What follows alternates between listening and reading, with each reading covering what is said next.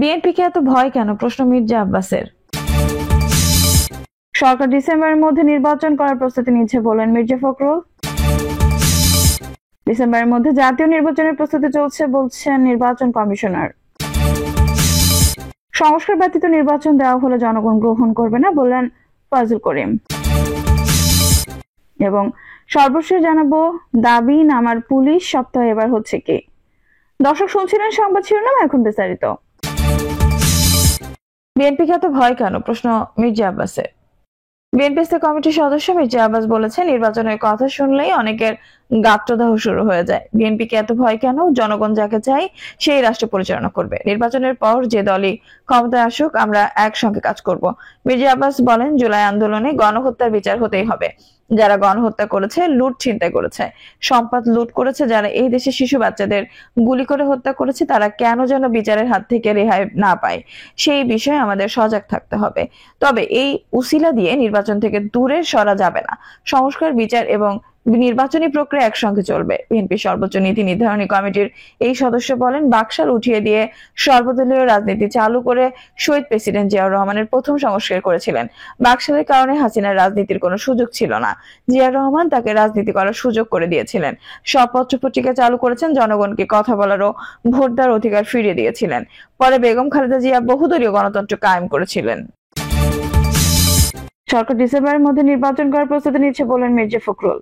অন্তর্বর্তীকালীন সরকার চলতি বছরের ডিসেম্বরের মধ্যে নির্বাচন করার প্রস্তুতি নিচ্ছে বলে জানিয়েছে বিএনপি মহাসচিব মির্জা ফখরুল ইসলাম আলমগীর। মির্জা ফখরুল বলেন, প্রধান উপদেষ্টা এবং তার সঙ্গে যারা আছেন তারা আমাদের আশ্বস্ত করেছেন অতি দ্রুত তারা নির্বাচনের ব্যবস্থা করছেন।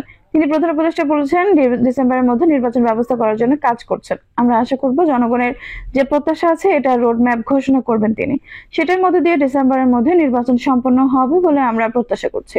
এর আগে সন্ধ্যা 6টায় বিএনপি মহাসচিব মির্জা ফখরুল ইসলাম আলমগীরের নেতৃত্বে 3 সদস্যের একটি প্রতিনিধি দল প্রধান উপদেষ্টার সঙ্গে বৈঠক করেন। তারা প্রায় 1.5 ঘন্টা ব্যাপী বৈঠক করেন। ডিসেম্বরের মধ্যে জাতীয় নির্বাচনের প্রস্তুতি চলছে বলছে নির্বাচন কমিশনার।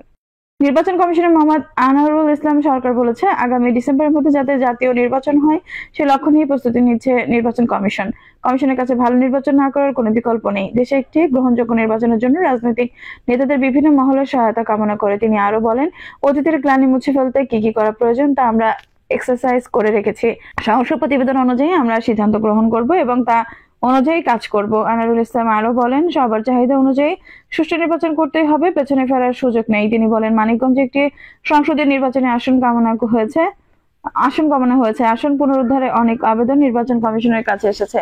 এই বিষয়টি দেখা হবে। বর্তমানে নির্বাচনী আসনের সীমানা নির্ধারণের বিষয়ে সংশ্লিষ্ট একটি আইন রয়েছে। এই আইনের বিষয়ে যদি অর্ডিন্যান্স জারি হয় তখন এই বিষয়টি নিয়ে নির্বাচন কমিশন বসে সিদ্ধান্ত নেবে। সংস্কার কমিশনের প্রতিবেদনের বিষয়ে তিনি বলেন, রাজনৈতিক দলগুলোর ঐক্যমতের ভিত্তিতে যে বিষয়গুলো আসবে সেগুলো বাস্তবায়ন হবে। নির্বাচন কমিশনার বলেন, বাড়ি বাড়ি গিয়ে হালনাগাদ ভোটের তালিকা করার সুবাদে এবার প্রথমবারের মতো ভোটার তালিকা থেকে বাদ পড়েছেন প্রায় 16 লাখ মৃত ভোটার। এতে কারো কারচুপি করার সুযোগ থাকবে না। সংস্কার ব্যতীত নির্বাচন দেওয়া হলে জনগণ গ্রহণ করবে না বললেন ফজল করিম। ইসলামী আন্দোলন বাংলাদেশের সিনিয়র নায়েবে আমির মুফতি সৈয়দ মোহাম্মদ ফজল করিম বলেছেন, তাড়াহুড়ার কিছু নেই।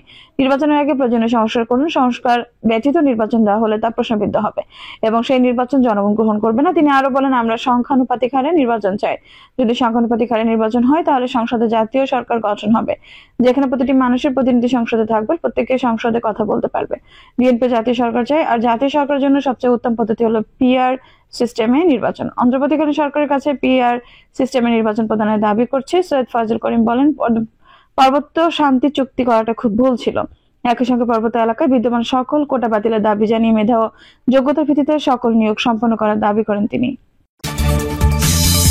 দাবি নামার পুলিশ সপ্তাহ এবার হচ্ছে কি। প্রতিবছর জানুয়ারি মাসের শুরুতে পুলিশ সপ্তাহ উদযাপন করে বাংলাদেশের পুলিশ। 2018 সালে 30 ডিসেম্বর জাতীয় নির্বাচনের কারণে 2019 সালে পুলিশ সপ্তাহ হয়। ফেব্রুয়ারি দ্বিতীয় সপ্তাহে 2024 সালে একই কারণে পুলিশ সপ্তাহ পিছিয়ে হয় ফেব্রুয়ারিতে। এবার পরিবর্তিত পরিস্থিতিতে কবে হচ্ছে পুলিশ সপ্তাহ খোঁজ নিয়ে জানা গেছে, এবার এখনো পুলিশ সপ্তাহ উদযাপনের সিদ্ধান্ত নেয়নি পুলিশ সদর দপ্তর।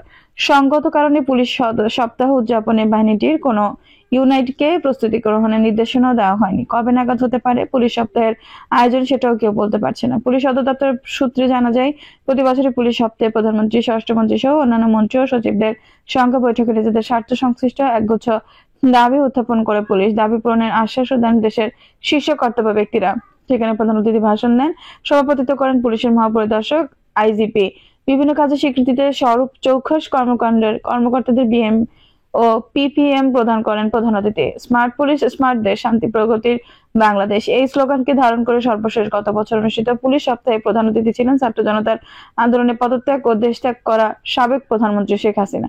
এবার পরবর্তীতে পরিস্থিতিতে কবে হচ্ছে পুলিশ সপ্তাহ খোঁজ নিয়ে জানা গেছে, এবার এখনো পুলিশ সপ্তাহ উদযাপনের সিদ্ধান্ত নেয়নি পুলিশ সদর দপ্তর। সঙ্গত কারণে পুলিশ সপ্তাহ উদযাপনের বাহিনীটির কোনো ইউনিটকে প্রস্তুতি গ্রহণের নির্দেশনা দেওয়া হয়নি। কবে নাগাদ হতে পারে পুলিশ সপ্তাহ আয়োজন সেটিও কেউ বলতে পারছে না। গত বছর 400 পুলিশ কর্মকর্তা ও সদস্যকে বাংলাদেশ পুলিশ পদক, রাষ্ট্রপতির পুলিশ পদক, বাংলাদেশ পুলিশ পদক সেবা এবং রাষ্ট্রপতি পুলিশ পদক সেবা দেওয়া হয়। জুলাই বিপ্লবের পর আইন শৃঙ্খলা রক্ষাকারী বাহিনী, এই বাহিনীর মধ্যে ব্যাপক সংস্কারের উদ্যোগ নেওয়া হয়। ফাইল ছবি। গত বছরের পুলিশ সপ্তাহে বিভিন্ন দাবি দেওয়া তুলে ধরেন পুলিশ সদস্যরা, যার মধ্যে অন্যতম ছিল পদোন্নতি, জট নিরসন ও সুপার নিউমারি পদ নিয়মিত করা, দেশের মধ্যে বিভিন্ন প্রতিষ্ঠানের পেশনে নিয়োগের পাশাপাশি বিদেশি মিশনগুলোতে পেশনে পুলিশ অফিসারদের নিয়োগের দাবি উপস্থাপন করা হয়। এছাড়া নিজস্ব বিশ্ববিদ্যালয়, মেডিকেল কলেজ, গাড়ি কিনতে সুদ মুক্ত ঋণ ও পরিদর্শক থেকে ঊর্ধ্বতন কর্মকর্তাদের ঝুঁকি ভাতা, নন ক্যাডার পুলিশ সদস্যদের জন্য সুপার নিউমারি পদ সৃষ্টি করে পদোন্নতি জট কমানো সহ পুরোনো দাবিগুলো ফের তুলে ধরা হয়। পুলিশ সপ্তাহে প্রতি বছরই প্রধানমন্ত্রী, স্বরাষ্ট্রমন্ত্রী সহ অন্যান্য মন্ত্রী ও সচিবদের সঙ্গে বৈঠক করে পুলিশের। ওইসব বৈঠকে বাংলাদেশের পুলিশ সার্ভিস অ্যাসোসিয়েশনসের ছাড়াও বিভিন্ন ইউনাইটেড পক্ষ থেকে পৃথক বৈঠকে পুলিশের স্বাস্থ্য সংশ্লিষ্ট দাবি উপস্থাপন করা হয়। পুলিশ সপ্তাহে এবার সাহসা না হবার নেপথ্য, চাকরিতে কোনো সংস্কারের প্রশ্নে তেতে ওঠা আন্দোলনে আরো তেতে ওঠা নেপথ্য অন্যতম কারণ ছিল পুলিশের অতিরিক্ত বল প্রয়োগ, যার প্রথম নজির স্থাপিত হয় রংপুর বেগম রোকেয়া বিশ্ববিদ্যালয়ে। এরপর আন্দোলন দমাতে পুলিশের মারমুখী অবস্থান অতীতের সব সমালোচনাকে ছাড়িয়ে যায়। নির্মমতা, গুম কিংবা বিরোধী কণ্ঠ দমনে পুলিশকে যথেচ্ছ ব্যবহার করা হয়েছে গত 15 বছর ধরে, বলছেন সংশ্লিষ্টরা। ফাইল ছবি। ছাত্রদের আন্দোলন গণ আন্দোলনের রূপ নেয়। এক পর্যায়ে ছাত্র জনতার গণরোষের মুখে গত 5 আগস্ট শেখ হাসিনা পদত্যাগ করে ভারতে আশ্রয় নেন। ভেঙে পড়ে পুলিশের চেইন অফ কমান্ড, তপের মুখে পড়ে পুলিশ, থানা ট্রাফিক স্থাপনায় হামলা, ভাঙচুর, অগ্নিসংযোগ, পুলিশ সদস্যদের মারধর, এমনকি তাদের হত্যার ঘটনা ঘটে। সরকার পতনের পর সার্বিক আইনশৃঙ্খলা পরিস্থিতির ব্যাপক অবনতি ঘটে। ছাত্র জনতার রোষের মধ্যে ডিএমপি সহ পুলিশের অধিকাংশ সুবিধাবাদী এবং সরকার ও আওয়ামী ঘেঁষা সদস্যরা আত্মগোপনে চলে যান।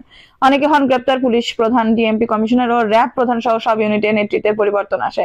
আইনশৃঙ্খলা পরিস্থিতি স্বাভাবিক রাখতে এবং পুলিশকে স্বাভাবিক কার্যক্রমে ফেরাতে নানা উদ্যোগ নেওয়া হয়। গত 5 আগস্টের পর সেনাবাহিনীর সহযোগিতায় পুলিশ কার্যক্রম পরিচালিত হয়। এখন নির্ভরতায় গতিশীল হচ্ছে পুলিশ। তবে প্রতিদিনই কোনো না কোনো বিরূপ পরিস্থিতি অথবা আন্দোলনের মুখে দায়িত্ব পালন করতে হচ্ছে আইনশৃঙ্খলা রক্ষাকারী এই বাহিনীর সদস্যদের। এর মধ্যে ছিনতাই, ডাকাতি, যানজটের মতো নিত্যদিনের সমস্যার সমাধানে বেগ পেতে হচ্ছে পুলিশকে। সংশ্লিষ্টরা বলছেন, নির্মমতা, গুম কিংবা বিরোধী কণ্ঠ দমনে পুলিশকে যথেচ্ছ ব্যবহার করা হয়েছে গত 15 বছর ধরে, যে কারণে আওয়ামী লীগ সরকারের পতনের সঙ্গে সঙ্গে পুরো বাহিনীটির বিপর্যয়ের মুখে পড়ে। বর্তমান প্রেক্ষাপটে পুলিশকে পেশাদার, জনমুখী ও সেবাদানকারী সংস্থায় পরিণত করতে ব্যাপক সংস্কার প্রয়োজন। সেই সংস্কার প্রক্রিয়া যেহেতু শুরু হয়েছে, সঙ্গত কারণে সংস্কার কমিশনের পরামর্শ অনুযায়ী নতুন ফরম্যাটে হতে পারে পুলিশ সপ্তাহ।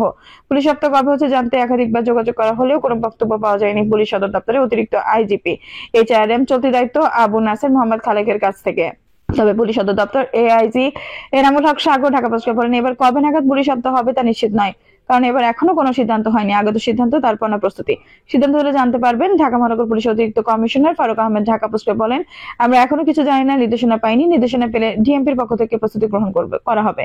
আগে তথ্য দেন ঢাকা রেঞ্জের DIG AKM আওলাদ হোসেন। তিনি ঢাকা পোস্টকে বলেন, পুলিশ সপ্তাহ উদযাপন অনেক প্রস্তুতির বিষয়। প্রতি বছরই জানুয়ারি ফেব্রুয়ারির মধ্যে আয়োজন করা হয়। এবার এখন নির্দেশনা পাইনি। সামনে রমজান, ঈদও আছে। পুলিশ সপ্তাহ সিদ্ধান্ত হলে ঈদের ফিতরের আগে হয়তো সম্ভব হবে।